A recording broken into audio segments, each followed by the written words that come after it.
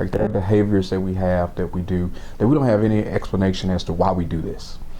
And I think that's where culture comes in. And so when we're talking about trying to change health, improve health, we have to unpack the why questions. And I don't know, it takes time to get sort of deeper into the why, but I think that's where we need to go when we're thinking about this.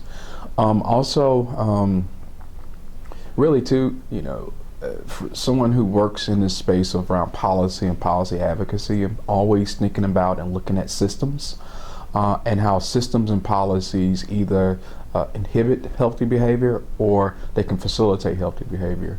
And what we don't always think about too is that even when we think about the development of the policy and systems that we live in, that there's a culture to those systems, right?